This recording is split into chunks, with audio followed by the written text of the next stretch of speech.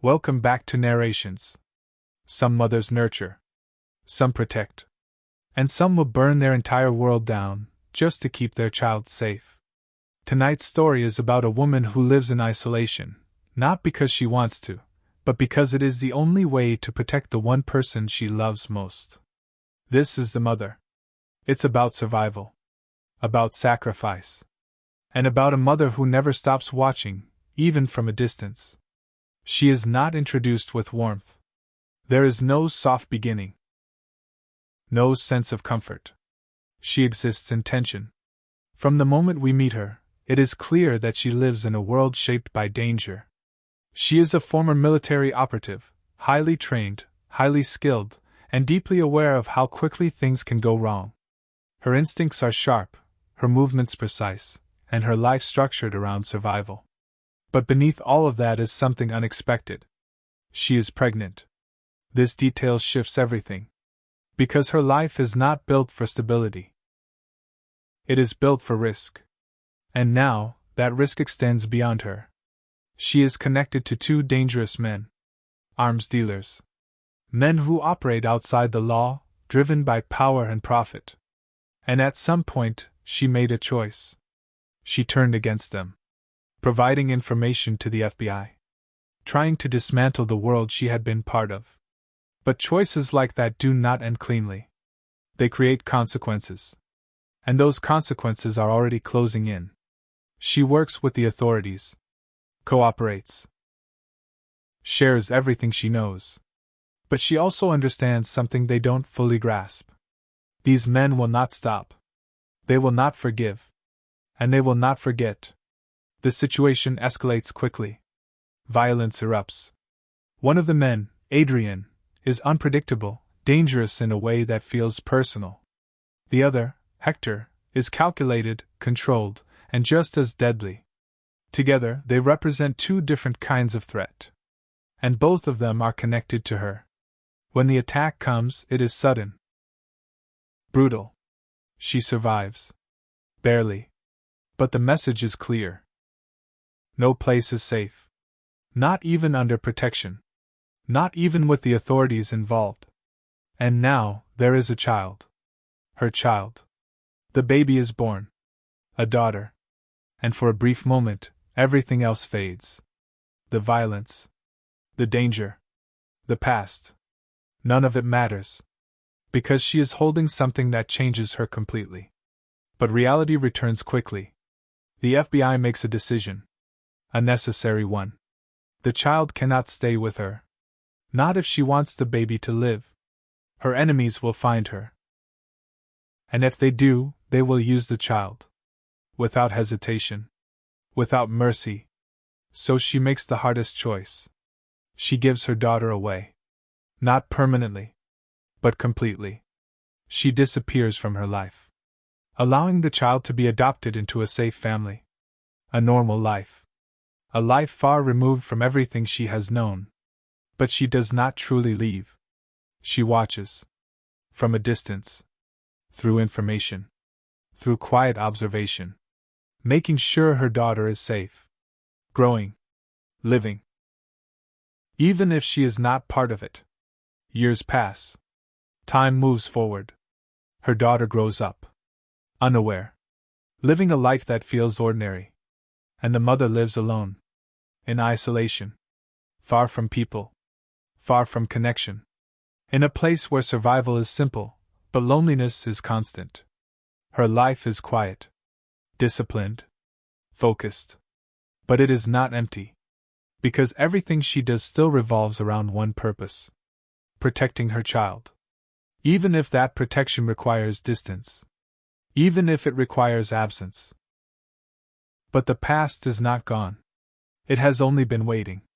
And when it returns, it does not come slowly. It comes all at once. Her daughter is taken. Kidnapped. Used as leverage. The thing she feared most has finally happened. And in that moment, everything changes. The distance. The isolation. The years of staying away. None of it matters anymore. Because now, she has to come back. The moment she hears her daughter has been taken, everything inside her shifts. Years of distance collapse into urgency. The life she built, quiet, controlled, isolated, disappears instantly. There is no hesitation. No second guessing. Only action. She tracks the situation quickly, using the same skills that once made her dangerous. Every instinct returns, sharper, faster, more focused than before. This is not just another mission. This is personal. And that changes everything. The men who took her daughter are not strangers. They are connected to her past. Which means this is not random. It is intentional. Calculated.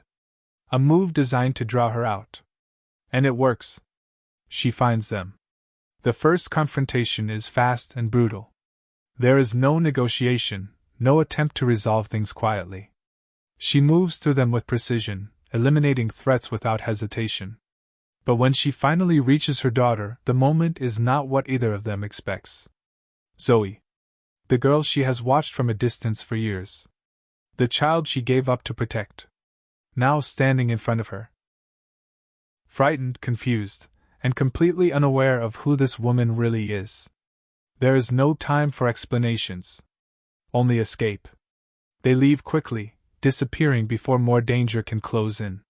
But escape is not safety. Not yet. Because the threat is still active. Still watching. Still waiting. She takes Zoe somewhere remote. A place hidden from the world. A place where survival matters more than comfort. And for Zoe, the transition is overwhelming. Everything she knew, her home, her parents, her normal life, has been replaced by uncertainty. And the woman who rescued her is not gentle. Not warm. Not maternal in the way she understands. She is controlled. Distant. Focused. At first, Zoe resists.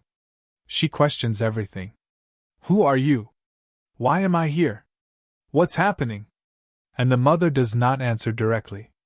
Not because she doesn't care. But because she does. Because the truth is complicated. And dangerous. Instead, she focuses on what matters most. Preparation. She begins training Zoe. Not in a harsh or punishing way. But in a necessary one. She teaches her how to move. How to stay aware. How to survive. At first, Zoe struggles. She is not used to this. Not physically. Not emotionally. But slowly, something begins to change. She adapts. Learns. Grows. And through that process, a connection begins forming between them. Not through words. But through shared experience. Through trust built in moments of tension. Through the realization that this woman, though unfamiliar, is trying to protect her. The emotional distance begins to close. Small moments appear.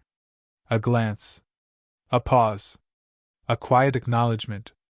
Zoe begins seeing something beyond the surface. And the mother begins allowing something she has kept hidden for years. Attachment. But time is limited. Because the threat is not gone. Hector is still out there. And he is not finished. The final confrontation approaches. Not as a surprise. But as something inevitable. She knows it will come. And she prepares for it. The environment becomes part of the battle. Cold. Harsh. Unforgiving. A landscape that mirrors the situation. The confrontation is intense. Not just physically.